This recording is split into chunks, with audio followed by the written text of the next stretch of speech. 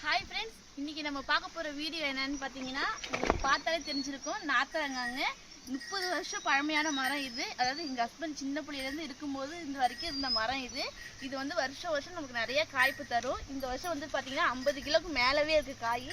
நம்ம ஒரு 50 கிலோ வந்துட்டு நல்லா ஒரு கிராமத்து முறையில் எந்த ஒரு கெமிக்கலும் இல்லாமல் ஒரு அழகான நம்ம வீட்டு முறையில் செய்கிற மாதிரி நாத்தரங்காய் ஊறுகாய் தான் செய்ய போகிறோம். இங்கே வந்து பார்த்தீங்கன்னா நல்லா கொலையாக எல்லாம் காய்ச்சி தொங்குது. இது வந்து பழம், அது வந்து பழுத்து போய் கீழே விழுந்தது.